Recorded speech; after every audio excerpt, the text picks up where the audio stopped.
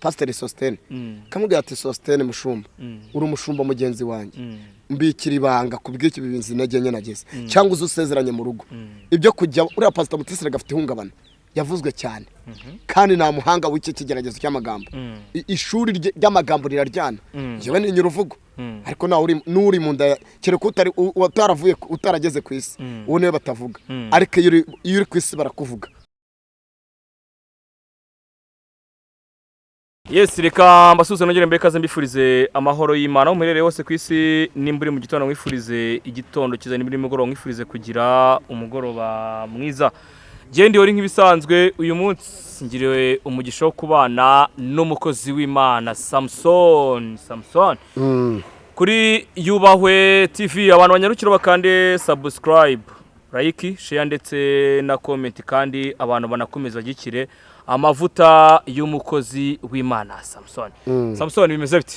Turaho turashima Imana turishimye cyane kudutumira ku Noranwa TV ndetse na Yesari ku ngoma na Yubahwe TV hanyuma ndishimye cyane kutugira icyizere mukadutumira Imana ibaho umugisha. Amakuru y'iminsi mumeze mute? Ndaho meze neza kigaragara nuko umwaka utangiye numva mfite amahoro yo mu mutima kandi Kristo ari muri ngewe. Yego urumwe mu bantu baje mu kibuga bavuga ati uyu mubyeyi mumureke uyu mubyeyi mumushyire hasi sihagiro numva yongera kuvuga ibyo abagabo bavuga baravangiwe bamwe baza no kugezwa mu nkiko ubu ngubu numvishe bavuga ko bashobora kuba bayikwiyunga nawe uyu munsi waje wambaye dress code ziri kuri invitation shati y'umukara ipantaro y'umukara ndetse n'ikote ry'umutuku nkuko byanzuwe hano muri invitation dufite hanyuma uyu munsi Samson iki cyatumye wambara imyenda ijyanye na invitation ya Pastor Mutesi yasohotse ku munsi w'ejo? Ngiye kubera ko nkunda Pastor Mutesi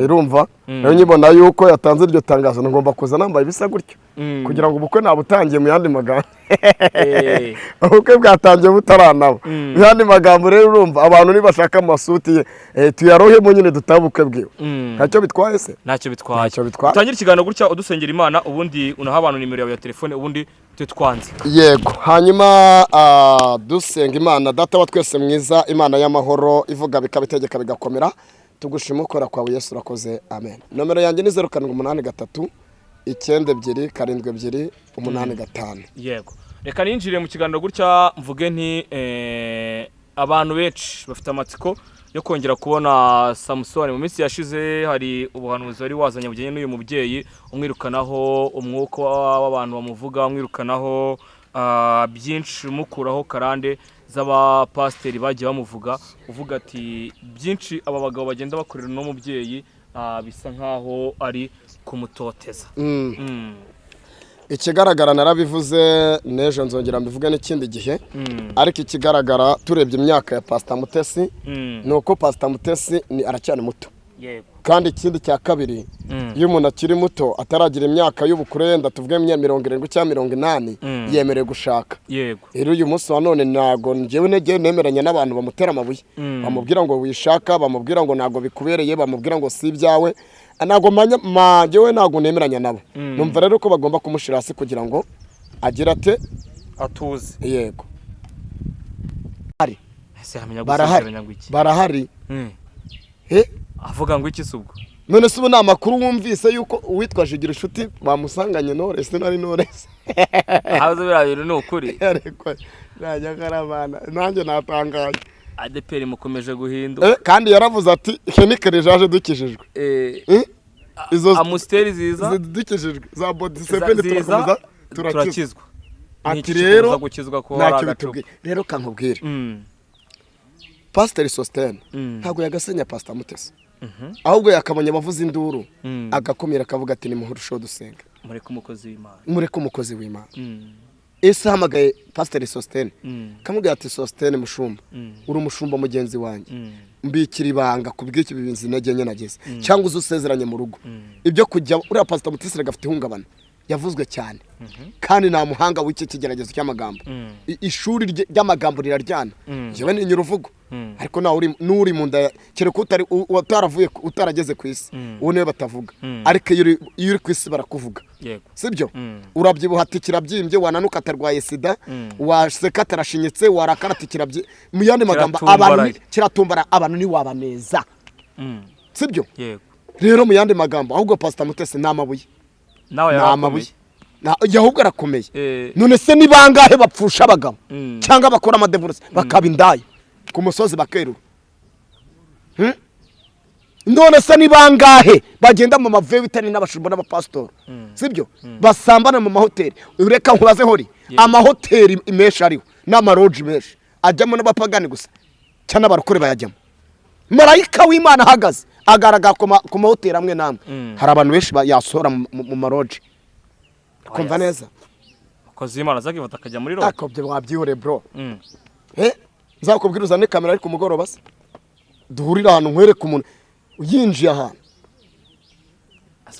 tuganire wenda giye nawe turi inshuti umuntu abakira umukozi w'Imana abagabura ibyo kurya byera bro kankubwire sindi ngiyewe reka nkubwire muri iki gihe naga abantu bakira bakonyungu zagakiza bari bakonyungu zagurya zagafaranga iki gihe iyo ubaye umukristo utanakijijwe ushaka pastor wishyura akagusezeranya sibyo baragusezeranya kuko wishyuwe ubwo hose ibyo byazaba ku muvandimwe nago pastor Mutesi yarinda ayishyura kuko aziranye n'abapastor benshi Gerard yaravuze ati Gerard ntiyamusingira cyakoza Gerard yamusingira se kuki uvuze Gerard pastor Claude ntiyamusezeranya Rutayisire avuze ati ahubwo twite n'iki cyambuza kugusezeranya uzi ko Rutayisire arusha abapastor benshi gukizwa agira ukuri kwisha ariko yaravuze ati uwo ni pastor waheye yemekiwe asengera muri rusengero Rutayisire se bamubaje ikibazo kuri Mutesi aravuga ati uwo ni pastor wahe sengera he abantu benshi iyo umuntu w'ikozi y'Imana ashatse rimwe kabiri reka nkubwira aka kantu sibyo kuba pastor si ukwambara ne si no gufunga karuvate cyane pastor ni uwubungabunga inama akazitaho akazihaka Yesu aravuze ngo niyavunitse muyisindagize uyu munsi rero naga abashumba bagisindagize inama ahubwo barazirya cyabazivuna amaguru cyangwa yego reka nkubwire tureke Pastor Mutesi ibyo biba byaragiyanze bakamuvuga uyu munsi wa none ari abantu batemerewe kuba abapastor nk'abande ntabwo ushaka gutunga urutoki ahubwo niba uri pastor ukaba utazana umukristo ukaba utazi uwabyaye ahantu ari ukaba utazi umurwayi ahantu ari uri pastor ushumbye iki ariko abahanuzi bakirirwa batujya hejuru ngo turi inzererezi ngo twabize icyo dukora kandi biri kavuga ngo umuhanuzi yungura iki itorero ariko uyu munsi wa none ni bangahe se bo bahabahanuzi nidufatwa nk'inzererezi kuko se tutimitswe ngo twambare ne nicyo kitwemeza ko tutarabahanuzi rero umuhanuzi wese ni mikoro yahanura uko ategetswe uyu munsi wa none n'abashumba bwabo nibakora inshingano zabo ibyo kugenda kuri Pastor Mutesi bamurambike hasi urumva neza abantu bigize nararibonye abantu bigize kari abamarayika bagira ngo baba mu ijuru ariko reka nkubaze wangu usibye ko Pastor Mutesi ari byo bigiye hanze ubu Imana itwikuriye abashumba kugira ngo nibajya hanze Imana itwikuriye abahanuzi nibajya hanze itwikuriye abavuga abatumwa nibajya hanze ye nabo tuzi bagira gutya fire abakristo bakitura hasi bakarambarara kamwagiye mu byihorera naho tuzi winjira mu rusengero imitwe gasatagurika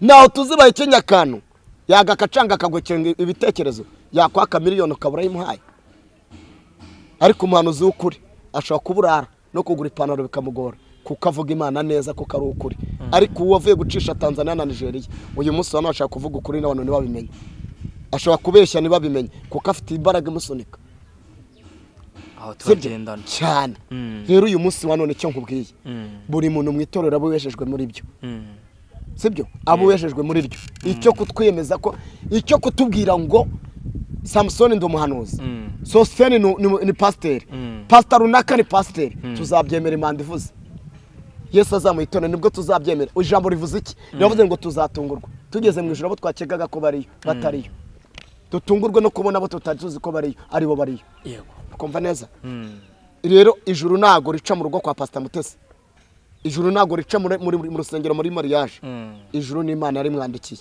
nkubaze Pastor Mutesi azarimbuka cyangwa nazarimbuka? ntago ari njye utanga ijuru. Hari umuntu wahagara kuri kamera wigeze uganira nawe arakigusubiza? Ntawe. None se uyu munsi none ninde wabwira ko Pastor Mutesi atazarijyamo? Abo bantu rero nibashyire agapira hasi. Pastor Mutesi ni wiki no w'Imana. Gereka nkubwire impamvu vuga Pastor Mutesi Simos nituranahura. Sindi byawe ngo batoje ngo nabahanuzi be ngo bageziwe ngo barya ubugari ngo bakora ibiki ngo barya komisiyo n'amafaranga n'ibiki. Byose shaka kubizamo. Ngiye mvuga ukuri nkuko kuri mu mutima. Ngiye ukuntu neye. Ndabibona abahanuzi tugira ishyari, abapasiteri tugira ishyari, abavuga butumwa bagira amashyari. Ngiyewe ndi umukozi Imana utagira ishyari risenya mugenzi wanjye. Niyo nakubona waguye. Imana iravuga ngo mwabapfumwe kubera ikimfusha mugaseka. Mwebwe mwakora ubukwe mugaseka. Imana twebwe turakora ubukwe tugaseka, twapfusha tukanarira mu buryo bw'umubiri. Imana yapfusha twebwe tugaseka. Kubera iki Imana ipfusha tugaseka ubwo twakarize. Tukavuga ati Imana nahori araguye. Nahori agezweho n'ibigeragezo. Ariko dusanga twishimira ibyago bya bagenzi bacu. Pastor Mutesi cyangwa n'abandi wajya mu kigerageza atawawa Imana iramwanitse ati hamahama ntagari byo ntagari by'Imana dushaka. Ikimana dushaka no kugira urukundo no kubana neza. Shabura mwe nuko murusho kubana n'abantu bose iki amahoro. Paulo ari jambo yavuze aravuga ngo ngerageza gukora ibyiza ariko ibibi bikanagira imbere. Uyu Paulo kugira ngo avuge amagambo yarageze ku rwego rukomeye cyane. Yego ariko aravuga ngo ngerageza gukora ibyiza kandi ishyari ni ribi cyane. Ishyari gageze ku mugabo witwa Yosefu. Ejo nimaze iminsi mbwiriza ijambo rivuga ngo ukuboko kw'Imana kutagaragara kugukorera igitangaza. Ukuboko kw'Imana kutagaragara gukora igitangaza kuri Pastor Mutesi n'abandi. Kumukorere muri buri mufuka twere. Ukuboko kwiza kw'Imana gukoresha aba diaspora Pastor Mutesi. Ukuboko kwiza kw'Imana gufunga iminwa y'abaguhagurukiye. Ngewe nkunda umuntu w'Imana Imana yaremye nagize ikintu ndebyeho. Tutarebye ko yangaburiye, tutarebye ko twasangiye. Abantu benshi bakunda urukundo rw'ibintu. Ariko si Imana dushaka. Jambo ravuga ngo kunda mugenzi wawe nuko wikunda. Kandi abakristo benshi turaryarya Imana. Wajya kusenga ukavuga ngo ibyo nunze nibyo umucunguzi urabeshya. Urabeshya. Na bitanu ufite uraragwamagara ati wamaye bibiri ati ndapfuye ndaburaye. Sibyo? Kandi uyu munsi Yesu wagasindagira mugenzi wawe uyu munsi. Ejo Imana igakoresha abandi. Ariko Yosefu bamutamu rwobo. Bene se bavukana bose bererimo. Sibyo? Bamare kumutamu rwobo ngo nuko ngageze mu rwobo ngo nuko baragenda babwira Sati yapfuye. Isarika iki aravuga ati ntabwo umwana wanjye yapfuye mu mutima wanjye ndacyabyiyumvamo. Abo si bene se? Yego? Ariko abana n'ukuboko kw'Imana mu rwobo aho bamutaye. Rero uyu munsi wa none kuba umuntu ari pastor bivuze ko atageragezwa. Kuba umuntu ari pastor bivuze ko atavugwa. Kuba umuntu ari umuhanuzi bivuze ko atahura n'intambara. Ahubwo iyo uhagaze neza uri kumwe n'ukuboko kw'Imana kubana nawe kuko kwicaza ibwami kuko kwicazanya n'abakoma n'ibikoma ngoma. Rero uyu munsi wa none uyu Pastor Mutesi navuga ngo abantu niba Yosefu baramugira ishyari barosibere rimwe ninde kutagirira ishyari Pastor Mutesi turavukana. Ese nkubaze hori tureke kubeshya nibyo abapasiteri n'abahanuzi aba YouTube mwebwe muroroheranye nimugirana amashyari nzangano amaro ibeshye uko proding ikiganiro mbere y'indi cyawe kirebwe no kirebwe araguhana ntabwo abyumvishanga wabimbwirwa mu kanya urakoze. Rero mu yandi magambo ishyari ni ribi kandi koko ni ribi cyane. Uyu munsi wa none iyo wambaye ikote ryiza ati yaba yaraturitse wacuruza inyanya sibyo wacuruza inyanya tereka izanye zibanze zibeho nzanze ndangize gucuruza izundi zibore nuko nguko duteye sibyo ariko bizakabaye byiza sibyo. Uyu munsi wa none niba afite abakiriya batandatu horabone bitatu nanjye abone batatu nanjye batatu icyo ni kimane dushaka. Reka nkubaza kandi mubwira kandi nta munyamurenge hari umunyamurenge wari bwabone ukora ubuyede hari umunyamurenge wabonye wabaye umunyonzi barakundirana n'ugeze muri Amerika araza gatora mugenzi we. Biterwa n'iki? Biterwa n'urukundo bafitanye. Ariko abandi turaryaryana. Hari umusiramu wigeze uwo muhayira mu iduka ry'undi muntu adahaye umusiramu mugenzi we.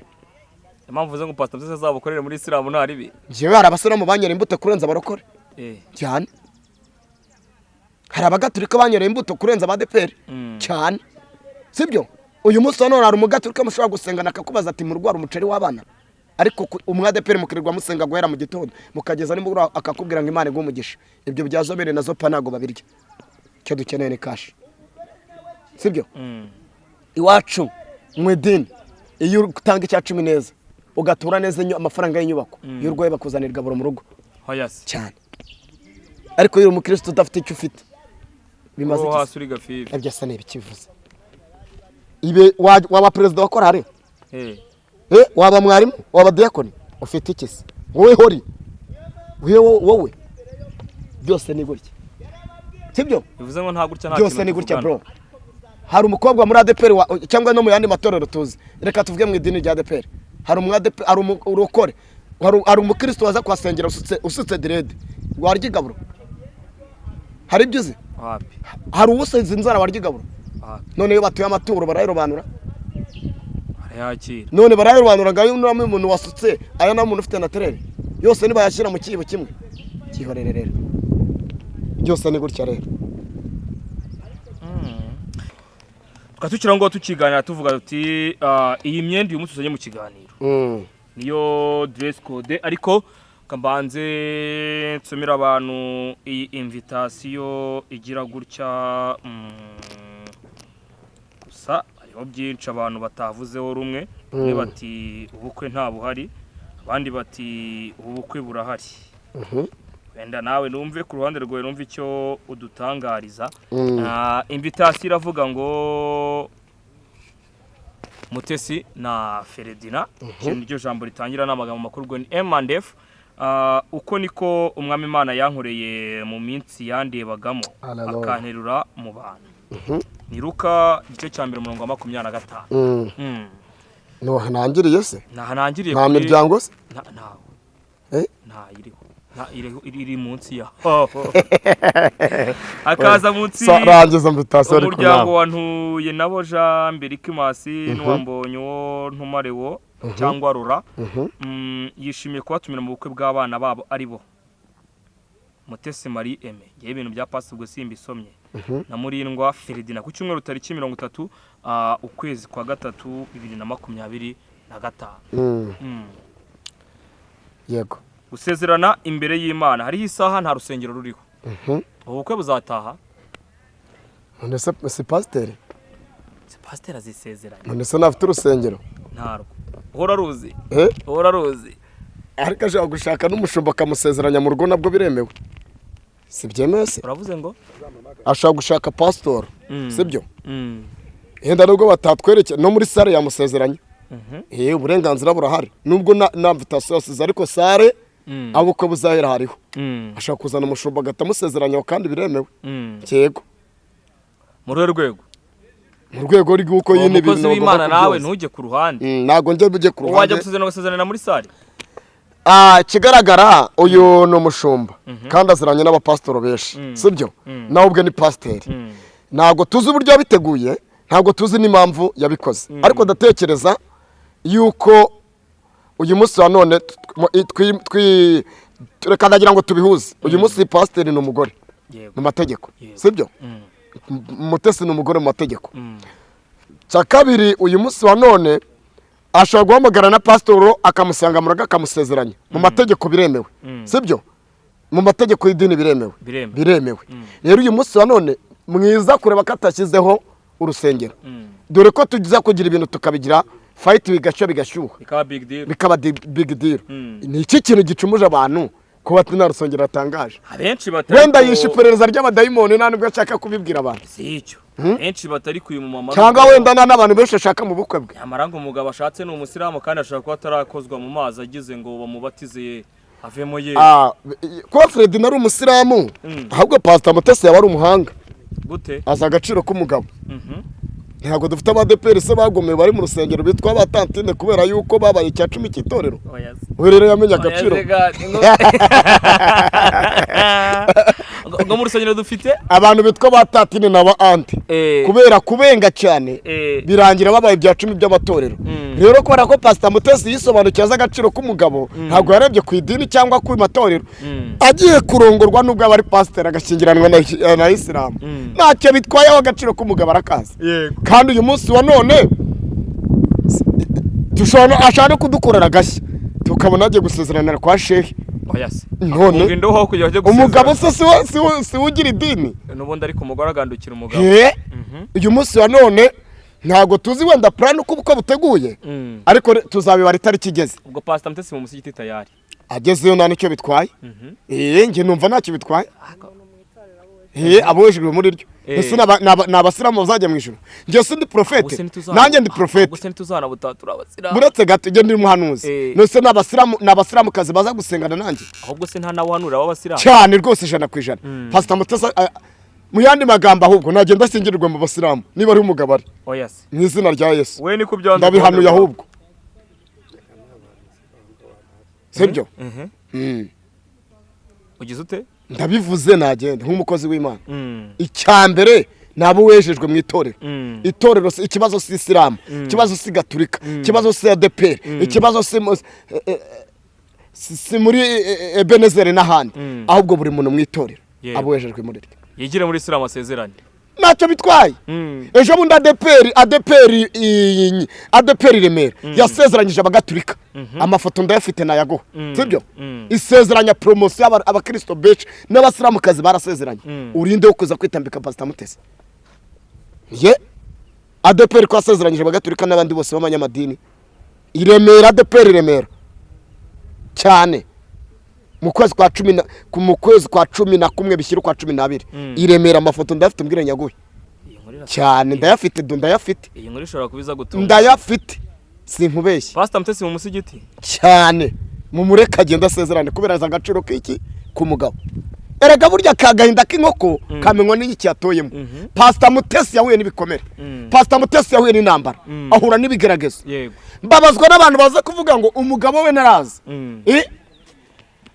hari ijambo rimaze iminsi rifasha rivuga ngo si ngombwa umuntu akwiye kugira umufasha umukwiriye ndabizi ko hari igihe umuntu ashobora kugira umufasha utamukwiriye ariko rinde umuntu wamenya ko Ferdinand atamukwiriye wenda abandi niba ari wo mukurenda Ferdinand ugiye kumukwira none se rero nkubaze ubundi iyi meta abantu bambara sibyo uko impeta isatuyemo hagati n'urugendo rurerure cyane umuntu azanyuramo ataza aho ruzarangirira sibyo rero uyu munsi wa none Pastor Mutesi si umwana aza agaciro k'umugabo yarabyaye igise cyaramuriye sibyo aza agaciro k'umugabo kandi rikababwira ko umugabo si ubwana yego kuba umugabo si ukwambara ipantaro umugabo n'ibikorwa umugabo urugo ni mu cyumba niba Ferdinand nagera mu cyumba agasanga gahunda yitunganya neza urinde wo kumwitambika nagera mu cyumba agasanga ibintu uri kwa Jeune sawa urinde wo kuza kuvuga ko Ferdinand adashoboye none se Ferdinand adashoboye Sandrine ari buze oya none Sandrine aragira ati shushu be uranaye uragiye sibyo none uyu munsi kandi hari ibyo wankoreraga mu cyumba cyawe ninjye wari uhazi sibyo kandi Sandrine nawe ari mu mahirwe ya kabiri aya mbere yaranze nawe yikerereye iki umugabo sibyo agize gutya bamuciye mu myanya y'intoki abaragiye none niba Ferdinand ahubwo Ferdinand arakosora arahana pe uyu mugabo ahubwo abantu bamureke none se ntabwo mwabonye uwitwa Riza ejo bundi ntabwo wabonye Riza yaravuze ati njyewe namuhaye 20 yamaye 20 asigaramo 10 sibyo none se umugabo yagwa 20 nta kintu mwahuriyeho ye natetse ubugari yaburiye ahubwo Ferdinand nyamora ataza kuba bari tazarahubwo ibintu bikaza nabo bayakaba abantu se ngo ariko ngo umugabo ntiyaba bari tazari none uyu musa none rata Ferdinand genda uteteshe Pastor Mutesi umuhekeya ujye umubwira ati shushu be Pavuro Sereri Karoti niwe narabuze Pavuro Sereri Karoti yawurute amubwira utuntu twiza ubundi rero ngo umugore we ni umurimo w'Imana azabakoze mu cyumba urumva aho abafiye donere n'abagariso donere bazasigana inyuma y'urugi bakinjira mu cyumba abandi tugataha nawe uzabutaha nimenya aho buzaberanye ndaje niho ngeze cyane reka nkomeze mfite tugikeze hanyuma nawe urashoboye hori urumva tukiri kugusezerana tukiri imbere y'Imana nubwo nta rusengero ariko twanze ko gahunda ari mu musigiti ko tubyanzuye ubwo niko gahunda imeze hanyuma kwiyakira ni hano hafi Nyarutarama ni kuri Kigali The Light Hotel na hakurya gatoya ahubwo niba batetse inyama nzazinduka inyama z'inkoko nizo njya singirya izinka ni inkoko ngomba kurya saa 9 uraburiyo cyangwa ko mukiza wabambwe ahubwo niduza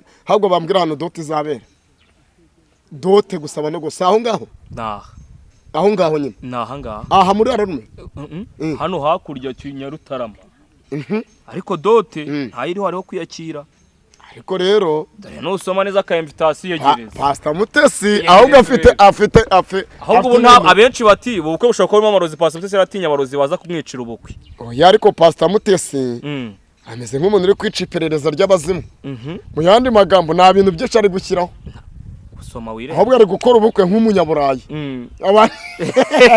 nta doti irimo reka maze nkubwira aka kantu fasha gatoya Pastor Mutesi yambaye agatimba cyane twabonye ahantu bamutamikaga keke sibyo tubona ahantu bari kumutamika birashoboka ko n'ibintu byo kwambara agatimba yanabihaze maje kubizinuka cyane kwihe mpamvu erega kwambara agatimba se rwo rugo urugo ni umugabo muhuje kandi mukundana urugo rwabaho sibyo ndakumva muri Edene Adamu na Eva bakoze ubukwe utangiye kujya mu bintu bya cyane none ntabwabaye none se nindi ujya kuvuga ngo Pastor Mutesi kuki atagiye gusezerana kwa pastor runaka wenda zamagana umupasiteri nk'uko nabivuze abasange mu rugo arasezerana harimo umupasiteri nimugoroba naraye mbonye aravuga ati uwo mumama mumurebe neza ashobora kuba afite ikibazo Apostle Sostene kuki yafashe Pastor Mutesi kavuga ati uwo mama ubundi ni umupasiteri waheye Sostene se nuwaye kase Imana reme Imana se yakorera niye wenda ntitubizi iyo Mana nawe akorera ariko ni pasiteri afite urusengero yimikiwe ese we ntabwo twari duhari niba yarimitswe nafite aho yimikiwe kuki ajya kumenya aho Pastor Mutesi yimikiwe se ariko reka nkubaza ikibazo usubize ijambo mvuze n'iry'ubwenge hari umusirikare w'isi cyangwa w'igihugu runaka urwanya umusirikare mugenzi we biragoye none kuki umupasiteri arwanya umupasiteri mugenzi we kuki umuhanuzi arwanya umuhanuzi mugenzi we turi mu bihe byanyu kuki tutemerana turi mu bihe byanyu kuki Pastor Sostene yasenya Pastor Mutesi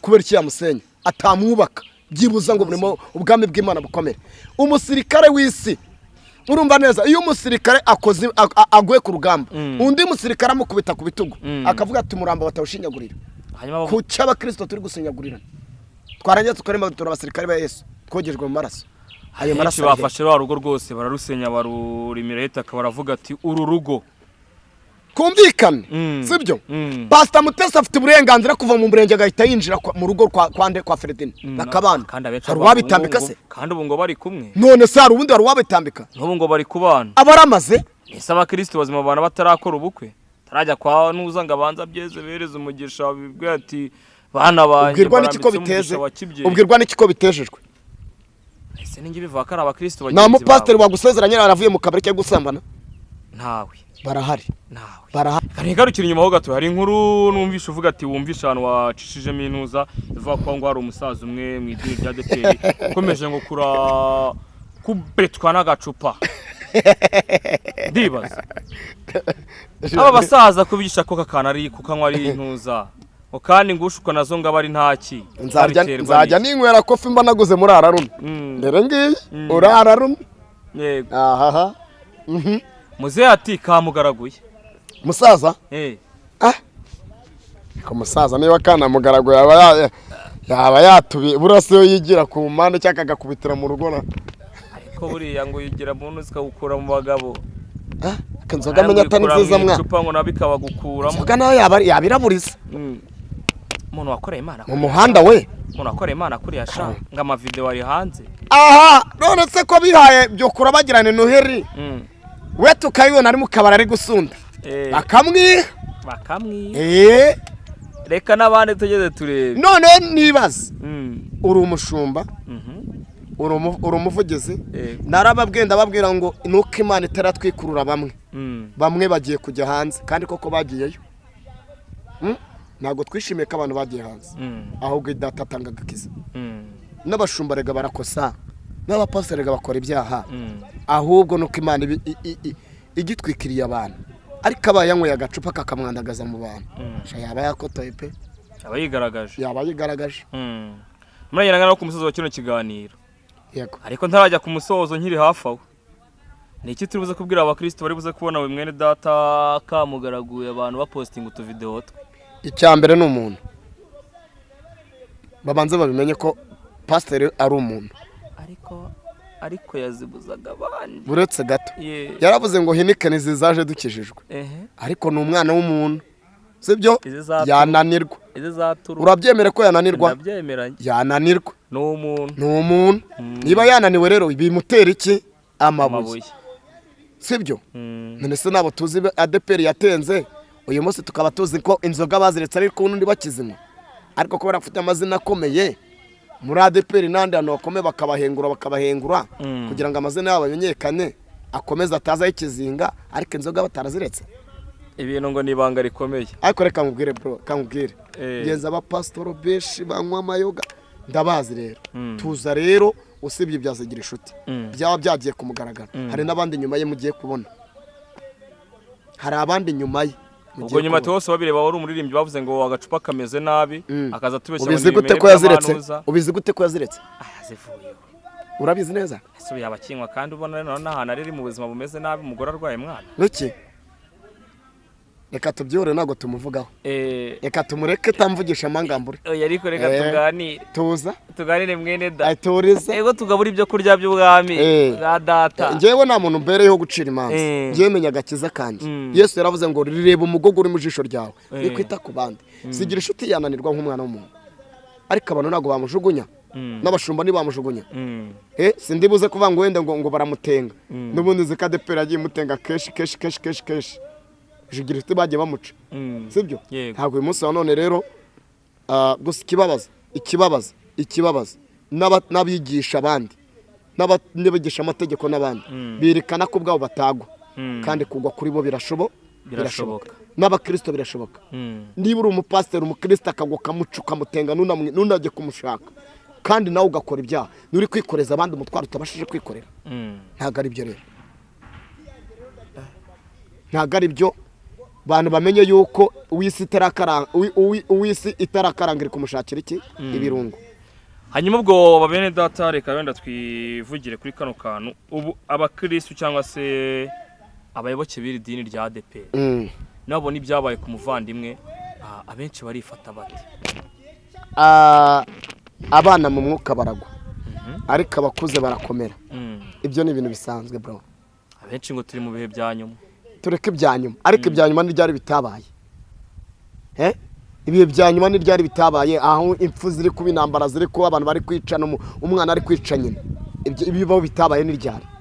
Ngiye ko navutse muri namenye ubwenge guhera 92 ninjira muri za 2000 n'ahandi bavuga ngo imeruka irageze, isi irarangiye, ngo bodaboda tuziraze ku muryango, ngo tuzira tukajya uyu munsi wa none ayisi tarangirira ku bana, abantu bari gupfa umusubirizo n'iryari. Rero nta gihe aba isi tararangira. Rero kankubwira inshuti yanjye, wenda tunagana ku musozo nko wabisabye, buri muntu wese yiyoroshye, nta muntu utagwa, nta muntu utaterwa. Ikibazo si umwambi wakwinjiye, ahubwo uremera ko umwambi wakwinjiye. Rero nicyo kintu numva nakubwira. Yego kureba. Hanyuma reka ningana ku musozo gutya, nikiri ubwire Pastor Mutesi by'umwihariko, Pastor Mutesi za Ferdinand. Pastor Mutesi cyambere ndabanza mubwire ngo ubukwe bwiza, kandi azubaha umugabo, sibyo? Azubaha umugabo. Umugabo wabonye avuye mu masengesho, iyo umubonye uramwubaha, ariko umugabo wabonye utamusengera uramusuzugura. Urugo rwa Ferdinand ruri mu maboko ya Pastor Mutesi. Pastor Mutesi abaye mubi, urugo ruzasenyuka. Ariko naba mwiza akagandukira umugabo agakunda umugore, bagahuza, bizaryoha, zabarisha mpamvu bakubaha nk'umugabo, maze bazagira urugo rwiza, tuzahurire muri paradiso. Nta kindi kintu nabifuriza. Kandi ikindi navuga, Pastor Mutesi yarakomeretse cyane, birashoboka ko atanabonye urukundo, nta n'uburyohe bw'urugo yigeze agira. Uyu munsi namwifuriza kugira urugo ruzima, kandi agakundwa by'ukuri.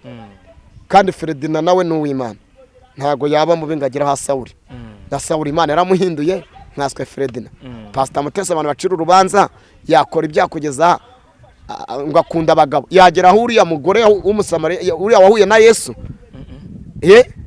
nawe ngo ariko ngo arafite abagabo 5. Yarambwira ngo ufite abagabo 5, n'uwo mwararanye Yesu wawe, ariko Yesu amugirira ibambe. None niba yaramugiriye ibambe Pastor Mutesi, Yesu yamujugunye? abantu nibatuze rero bakunde Mutesi nta kindi murakoze. Ndagushimiye, reka mbwira abantu ko ibiganiro byacu ni umunsi ku munsi, ni Intoranwa TV, ni Yubahwe TV. Mbabwire ngo ibiganiro byacu nagaruka nk'ibisanzwe na Rihori, ndi kumwe n'umukozi w'Imana. Ciao ciao.